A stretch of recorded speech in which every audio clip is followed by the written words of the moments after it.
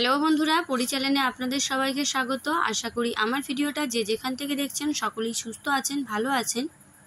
আজ আমি আবারও চলে এসেছি একটি নতুন রেসিপি নিয়ে। আমার আজকের রেসিপি কাটাপোনা মাছের ঝোল। কাটাপোনা মাছের ঝোল বানানোর জন্য আমি এখানে 4 পিস কাটাপোনা মাছ ভালো করে ধুয়ে পরিষ্কার করে নিয়েছি। মাছে আমি হলুদ গুঁড়ো, পরিমাণ মতো নুন আর সামান্য পরিমাণ সর্ষের তেল দিয়ে মাছ মেখে কিছুক্ষণের জন্য রেস্টে রেখে দেবো। কিছুক্ষণ পর আমি মাছ ভালো করে ভেজে নেব। কড়াইয়ে দিয়ে দিলাম পরিমাণ মতো সর্ষের তেল। তেল গরম হয়ে গেলে এক এক করে মাছ আমি ভালো করে ভেজে নেব। 2 পিস মাছ আমার ভালো করে ভাজা হয়ে গেছে, বাকি 2 পিস মাছ আমি এবারে ভালো করে ভেজে নেব। মাছ ভাজা হতে থাকুক, ততক্ষণে চলুন দেখে নেওয়া যাক মাছের ঝোল বানানোর জন্য আমি কী কী উপকরণ নিয়েছি।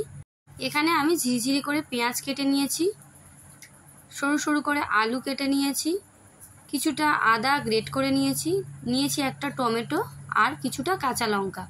এদিকে আমার বাকি 2 পিস মাছ ভালো করে ভাজা হয়ে গেছে। এবারে ওই তেলের মধ্যে আমি আলুগুলোকে ভালো করে ভেজে নেব। আলু আমার ভালো করে ভাজা হয়ে গেছে। এবারে ওই তেলের মধ্যে আমি ফোড়নের জন্য দিয়ে দিলাম তেজপাতা, জিরে আর কাঁচা লঙ্কা। ফোড়নটা একটু ভাজা হয়ে গেলে দিয়ে দিলাম পেঁয়াজ। পরিমাণ মতো নুন দিয়ে পেঁয়াজ আমি ভালো করে ভেজে নেব। পেঁয়াজ ভালো করে ভাজা হয়ে গেলে দিয়ে দিলাম গ্রেট করে রাখা আদা আর একটা টমেটো।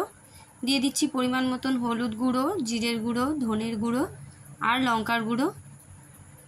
এবারে সামান্য পরিমাণ জল দিয়ে আমি সব মশলা ভালো করে কষিয়ে নেব। সব মশলা আমার খুব ভালো করে কষানো হয়ে গেছে, মশলা থেকে তেলও সাইড হয়ে গেছে। এই পর্যায়ে আমি দিয়ে দিলাম ভেজে রাখা আলু। সব একসাথে কিছুক্ষণ নাড়াচাড়া করে দিয়ে দেবো পরিমাণ মতো জল। এবারে ঝোল ফুটে আসা পর্যন্ত আমি রান্নাটাকে হতে দেব। ঝোল আমার ভালো করে ফুটে গেছে, আলুও আমার অনেকটা সেদ্ধ হয়ে এসছে। এই পর্যায়ে আমি দিয়ে দিলাম ভেজে রাখা মাছ। আবারও আমি কিছুক্ষণ রান্নাটাকে করে নেব।